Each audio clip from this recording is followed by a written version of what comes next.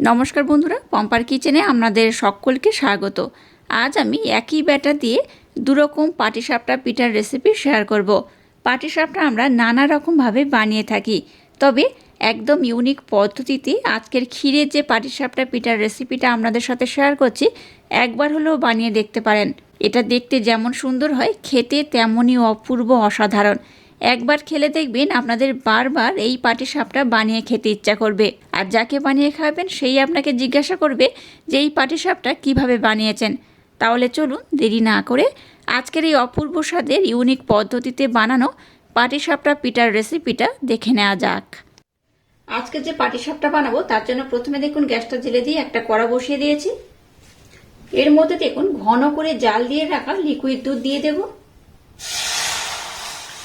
দেখেই বুঝতে পারছেন দুধটা কত আমি ঘন করে ফুটিয়ে রেখে দিয়েছি। এবার দুধটাকে প্রথমে একটু হালকা আমি গরম করে নেব। দুধটাকে হালকা একটু গরম করে নিয়েছি। এবার মিল্ক পাউডার দিয়ে দেব 2 থেকে 3 চামচের মতো।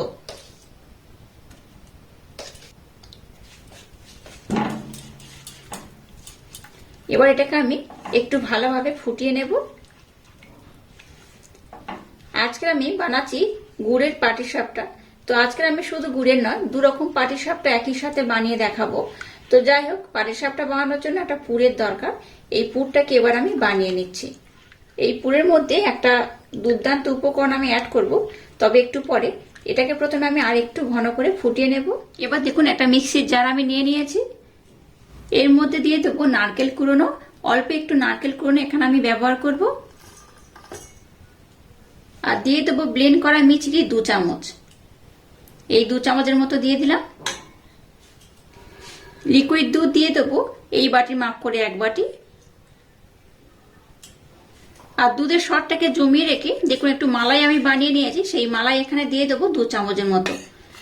এই মালাইটা অবশ্য ব্যবহার করবেন যদি হাতের কাছে থাকে, তাতে করে কিন্তু এই যে পাটিসাপটা বানাবো দুর্দান্ত টেস্ট হবে। সম্পূর্ণ মালাইটাকে আমি দিয়ে দিলাম। এবার এই সমস্ত উপকরণ আমি খুব সুন্দর করে ব্লেন্ড করে নেব। দুধটাকে দেখুন আমি কিন্তু একদম ঘন করে ফুটিয়ে নিয়েছি, দেখে বুঝতেই পারছেন কতটা ঘন করে নিয়েছি। এইভাবে কিন্তু একদম ঘন করে নিতে হবে। তারপর এবার যে মিশ্রণটাকে আমি নারকেল দিয়ে বানিয়ে নিলাম সেটা এখানে অ্যাড করব। এই ক্ষীরটা একদম ইউনিক পদ্ধতিতে আমার মতো বানিয়ে দেখবেন, অসাধারণ খেতে লাগে। একবার খেলে আপনাদের বারবার বানাতে ইচ্ছা করবে। দেখুন সম্পূর্ণ মিশ্রণটাকে দিয়ে দিয়েছি। আবারও পুর যেমন বানাই, মানে একটা ক্ষীর যেমন বানাই নারকেল দিয়ে, সেই ক্ষীর একটা বানিয়ে নিচ্ছি। এই পুরটা আমি একদম কিন্তু ক্ষীরের মতো করেই বানাচ্ছি। আশা করছি আপনাদের ভীষণ ভালো লাগবে। এইভাবে ক্ষীরটা বানিয়ে দেখবেন। আচ্ছা, এখানে আমি মিষ্টির পরিমাণ একটু কম ব্যবহার করেছি, কারণ পাটিসাপটা পিঠাটা আমি গুড় দিয়ে বানাবো, তাই কিন্তু এখানে মিষ্টির পরিমাণটা একটু কম দিলাম। আর এখানে আমি মিছরি ব্যবহার করেছি, আপনারা চাইলে কিন্তু চিনিও ব্যবহার করতে পারেন। এইভাবে একটু নাড়াচাড়া করতে করতে এটাকে আমি আরেকটু ঘন করে নেব। মিশ্রণটাকে দেখুন আবার একটু ঘন করে নিয়েছি। এবার এখানে 2টো উপকরণ অ্যাড করব। দিয়ে দেবো সামান্য একটু লবণ, একদম অল্প করে দিলাম। আর দিয়ে দেবো অল্প একটু এলাচ পাউডার। এলাচ পাউডার দিলে খুব সুন্দর একটা স্মেল হবে, তাই এখানে অবশ্যই এলাচ পাউডার অ্যাড করতে হবে। আবার এটাকে আমি আর একটু ঘন করে ফুটিয়ে নেব। যেমন করে আমরা একটা ক্ষীর বানাই, ঠিক ক্ষীরের মতো করে এটাকে বানিয়ে নিতে হবে। দেখুন গ্যাসের ফ্লেমটাকে এবার আমি বন্ধ করে দিয়েছি। আর পুরটাকে দেখুন খুব সুন্দর করে বানিয়ে নিয়েছি। এই দেখুন একদম কিন্তু মাখো মাখো করে এইভাবে কিন্তু বানিয়ে নিতে হবে। দেখুন কতটা মাখো মাখো হয়েছে। এইভাবে একদম ক্ষীর করে বানিয়ে নিতে হবে। যারা পুরটাকে রেডি করে নিয়েছি, চলুন এবার আমি পিঠের জন্য ব্যাটারটা বানিয়ে নেব। এবার দেখুন একটা পাত্র নিয়েছি আর এখানে দিয়ে দেব সুজি। এই বড় একটা কাপের মাপ করে 1 কাপ আমি সুজি দিয়ে দেব। 1 কাপ সুজির জন্য হাফ কাপ ময়দা অ্যাড করব। আর দিয়ে দেবো সামান্য একটু আতপ চালের গুঁড়ি, একদম অল্প করে। 1 চামচ দিয়ে দেবো মিল্ক পাউডার। দিয়ে দেবো সামান্য একটু লবণ। এবার সমস্ত শুকনো উপকরণ একটু আমি নাড়াচাড়া করে মিক্সড করে নেব। আপনারা চাইলে কিন্তু হাত দিয়েও এটাকে ভালোভাবে মিক্সড করতে পারেন। এবার দেখুন এখানে নিয়ে নিয়েছি ওই কাপের মাপ করে 1 কাপ লিকুইড দুধ। দুধটাকে এখানে আমি অ্যাড করব। দুধটাকে আমি ঘন করে ফুটিয়ে রেখে দিয়েছিলাম, সেই দুধ এখানে ব্যবহার করছি।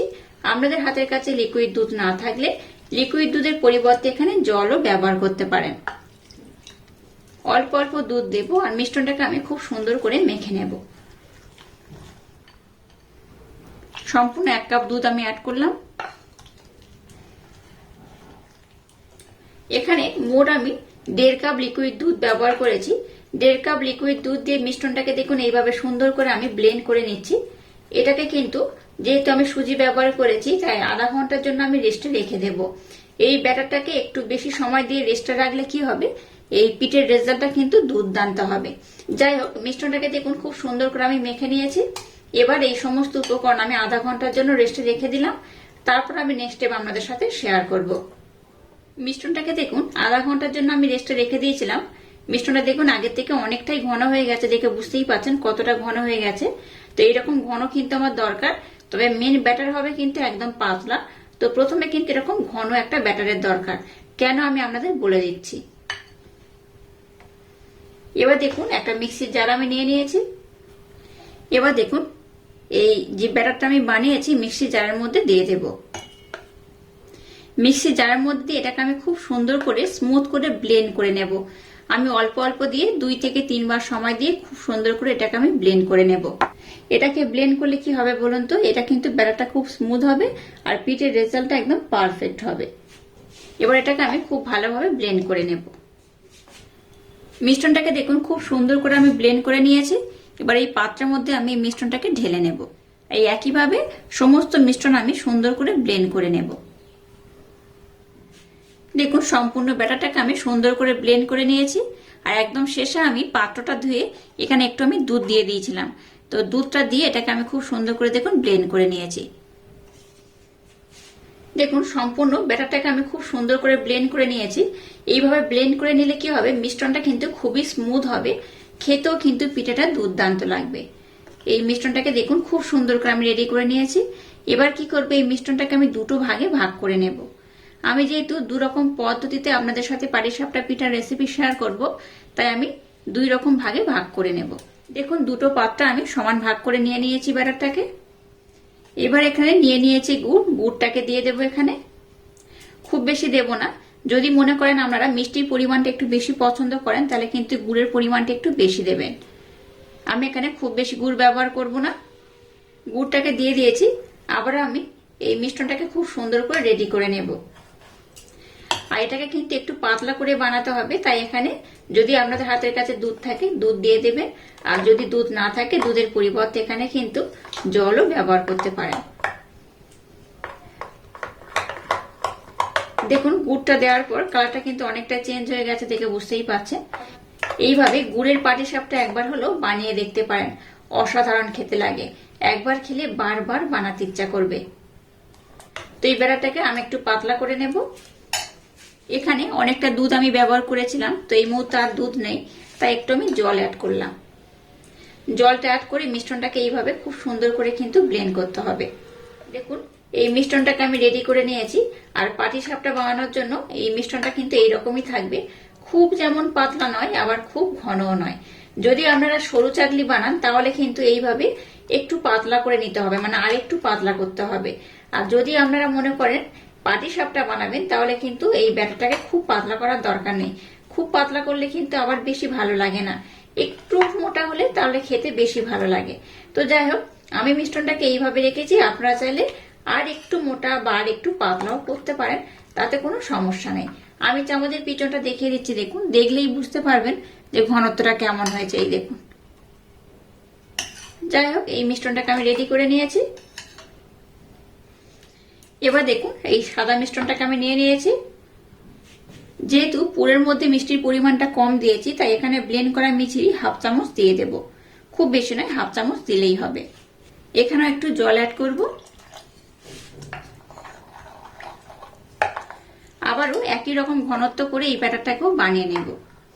দেখুন এই কালারের ব্যাটারটাকেও খুব সুন্দর রেডি করে নিয়েছি। মানে এই কালার বলতে এখানে নর্মাল আমি যে ব্যাটারটা বানিয়েছি নর্মাল ব্যাটারটাকেও দেখুন খুব সুন্দর করে রেডি করে নিয়েছি।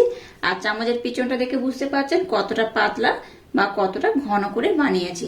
খুব পাতলা নয় আবার খুব ঘন নয়, ঘনত্বটা এইরকমই রেখেছি। তো দুটো ব্যাটারকে আমি খুব সুন্দর করে রেডি করে নিয়েছি। চলুন এবার আমি পিঠেগুলোকে বানিয়ে নেব। এবার দেখুন গ্যাসটাকে জেলে দিয়ে এরকম ছোট্ট একটা ফ্রাই প্যান বসিয়ে দিয়েছি। এবার একটা টিস্যু পেপারের মধ্যে সামান্য একটু তেল নিয়েছি। তেল এখানে খুব বেশি দেওয়ার দরকার নেই, এইভাবে একটু তেলের কোলে হালকা করে লাগিয়ে দিলেই হবে। প্রথমে সাদা ব্যাটারের কিছুটা বানিয়ে আমি আপনাদের দেখিয়ে দেব। সাদা ব্যাটার এখানে অল্প করে দিয়ে দিলাম। এবারটাকে একটু আমি বড় করে নেব। এই পাটিসাপটা পিঠাগুলোকে খুব বড় আমি বানাবো না, তুলনামূলক একটু ছোট করে বানাবো, সেইভাবেই কিন্তু গোল করে নিতে হবে। এটাকে গোল করে দিয়ে দিয়েছি, এবার একটু হতে দেব। দেখুন এটা খুব ভালোভাবে হয়ে গেছে, এই দেখুন উঠে যাচ্ছে কত সুন্দরভাবে। এবার দেখুন যে পুরটাকে বানিয়েছিলাম পুরটা এখানে দিয়ে দেব। পুরটা আমরা কিন্তু একটু কম বেশি করে দিতে পারেন, আমি একটু বেশি করে দেব, তাতে খেতে বেশি ভালো লাগবে। এবার এটাকে এইভাবে আমি মুড়ে নেব।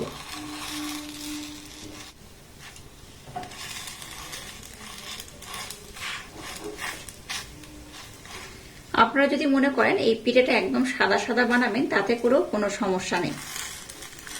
তাহলে আর একটু আগে এটাকে কিন্তু উঠে নিতে হবে, তাতে করে দেখবেন এই পিঠাটা খুব সাদা হবে। এটাকে দেখুন খুব সুন্দর করে বানিয়ে নিয়েছি, আর একদম সাদা করেও আমি আপনাদের একটা দেখিয়ে দেব। এবার এটাকে আমি উঠিয়ে নেব। আবারও এক হাতা ব্যাটার আমি দিয়ে দেব।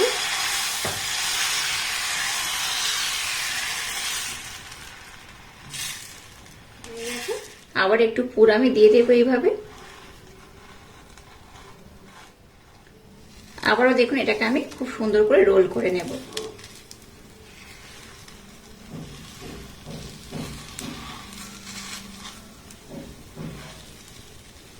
গ্যাসের ফ্লেমটাকে একদম লো রেখে বানাবেন, তাতে করে পিঠেগুলো একদম সাদা ধপধপ করবে।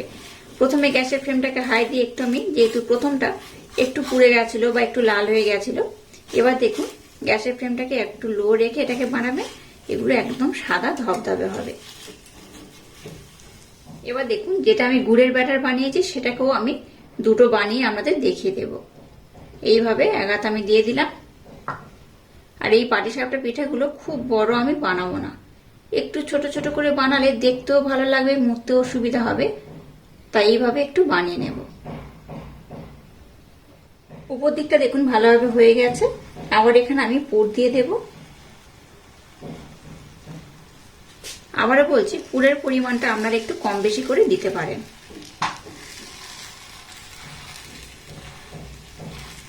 এইভাবে এটাকে মুড়ে নেবে। এবার দেখুন কত সুন্দর দেখতে লাগছে। এটা শুধু দেখতে নয়, এটা খেতেও কিন্তু অপূর্ব অসাধারণ। এইভাবে গুড়ের পাটিসাপটা পিঠা একবার না বানালে ভীষণ মিস করবেন। একই সাথে দু রকম পাটিসাপটা পিঠার রেসিপি আমি আপনাদের সাথে শেয়ার করলাম, আশা করছি আপনাদের ভীষণ ভালো লাগবে। দেখুন কত সুন্দর হয়েছে। এইভাবে সবগুলোকে আমি সুন্দর করে বানিয়ে নেব। আবারও এক হাতা ব্যাটার আমি দিয়ে দেব। এবার হাতার পিছনটা দিয়ে এইভাবে একটু কিন্তু বড় করে দিতে হবে। একদিকটা দেখুন আবারও খুব ভালোভাবে হয়ে গেছে। আবার আমি পুরটাকে এইভাবে ভরে ভরে দিয়ে দেব।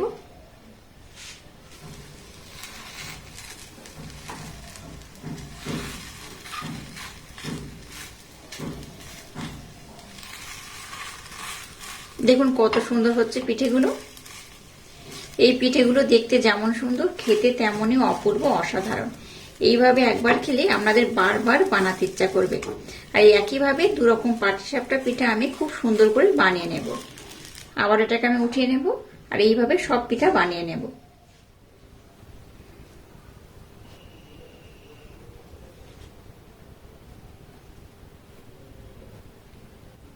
দেখুন আজকের এই পাটিসাপটা পিঠাগুলো আমি খুব সুন্দর করে বানিয়ে নিয়েছি। আর পাটিসাপটা পিঠাগুলো দেখুন কতটা সুন্দর দেখতে হয়েছে। এই পাটিসাপটা পিঠা শুধু দেখতে নয়, খেতেও অপূর্ব অসাধারণ। একই ব্যাটার দিয়ে দেখুন দু রকমের আমি পাটিসাপটা বানিয়ে নিয়েছি। আর ভিতরে তো ক্ষীরের পুর বানিয়েছি, দেখে বুঝতেই পারছেন কতটা অপূর্ব খেতে হতে পারে। এইভাবে যদি একবার পাটিসাপটা পিঠা বানিয়ে খান, আপনাদের বারবার খেতে ইচ্ছা করবে। বাচ্চা থেকে বড় যেই খাক না কেন এই পিঠা বারবার বানাতে বলবে। আর আজকের এই অপূর্ব স্বাদে পাটিসাপটা পিঠার রেসিপিটা যদি আপনাদের ভালো লাগে, তাহলে চ্যানেলটাকে লাইক, শেয়ার, কমেন্ট এবং সাবস্ক্রাইব করবেন। আর পাশে থাকা বেল আইকনটা প্রেস করে দেবেন। তাহলে টাটা, আবার দেখা হচ্ছে নতুন কোনো রেসিপি নিয়ে।